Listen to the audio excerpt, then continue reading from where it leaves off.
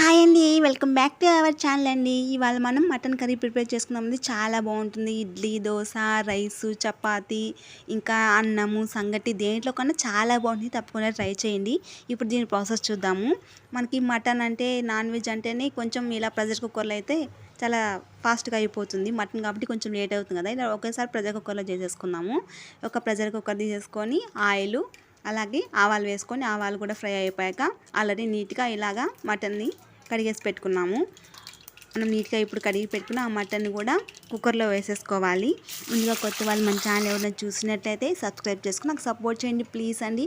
మీరు సపోర్ట్ చేస్తేనే కదండి నాకు ఇలాంటి మరిన్ని వీడియో చేయడానికి ఎంకరేజ్మెంట్గా ఉంటుంది. ప్లీజ్ అండి, డూ సబ్స్క్రైబ్ మై ఛానల్ అండి. మటన్ మొత్తం అందులో వేసేసాక సాల్ట్ అలాగే పసుపు వేసేసి మొత్తం కూడా బాగా మిక్స్ చేసుకోవాలి. ఇలా మనం సాల్ట్ అది వేసుకోవడం వల్ల ఏంటంటే కొంచెం నీచు వాసన తగ్గి మనకు మటన్ తొందరగా ఉడికిపోతుంది. ఇప్పుడు మసాలా కోసం అల్లము, వెల్లుల్లి, నేనైతే వెల్లుల్లి పొట్టు తీయకుండానే వేసుకుంటాను. మీ ఇష్టము, తీసి కూడా వేసుకోవచ్చు. అలాగే ఇలా స్పైసెస్ సోంపు, గసగసాలు, మిరియాలు, ఇలాచి అలాగే దాల్చిన చెక్క ఇవన్నీ కూడా వేసుకున్నాను నేను. ఇవన్నీ కూడా టమోటాలు కూడా వేసేసుకొని అలాగే కొంచెం జీడిపప్పు వేస్తే ఇంకా కర్రీ మంచి టేస్ట్గా ఉంటుంది. చాలామందికి తెలిసే ఉంటుంది. ఇలా వేసేసుకొని మొత్తం అంతా కూడా ఇలా బాగా మిక్సీ పట్టేసుకోవాలి. ఆల్రెడీ మనం ఉప్పు పసుపు వేసాం కదా, వాటర్ అంతా వచ్చేసి బాగా ఉడుకుతూ ఉంది కదా మటన్. ఇప్పుడు మనం మిక్సీ పట్టుకున్న ఈ మసాలా అంతా కూడా అందులో వేసేసుకొని మనకు నాన్ వెజ్ అంటేనే కొంచెం కారం ఎక్కువ ఉంటే బాగుంటుంది కాబట్టి కారం మీ ఇష్టము. నేనే కొంచెం ఎక్కువ వేసుకున్నాను. కారము, ధనియా పౌడర్ వేసేసి నేను ఇంకా మటన్ మసాలా అదేం వేసుకోలేదు. ఆల్రెడీ స్పైసెస్ అన్నీ వేసుకున్నా కదా, అందుకని చెప్పి వేసుకోలేదు.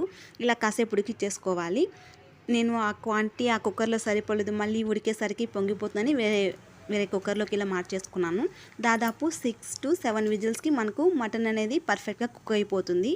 చూసారా, మొత్తం కూడా కర్రీ నీట్గా ప్రిపేర్ అయిపోయింది. మేము నిన్న సండే పొద్దున కాబట్టి ఇడ్లీ చేసుకున్నాం కాబట్టి దాంట్లోకి కొంచెం గ్రేవీ లాగా ఇలా చేసుకున్నాం అనమాట. ఇప్పుడు ఫైనల్గా కొత్తిమీర, కరివేపాకు వేసేసుకొని ఇంకా వేడిగా తినేసేయడమే. నిజంగా ఇడ్లీలోకి ఇలా చేసుకున్నాం, చాలా బాగుంటుంది. తప్పకుండా ట్రై చేయండి. ఇడ్లీలోకే కాదు, ఇది ఇందులోకైనా చాలా అంటే చాలా బాగుంటుంది. వీడియో నచ్చితే లైక్ చేయండి, షేర్ చేయండి, సబ్స్క్రైబ్ చేయండి.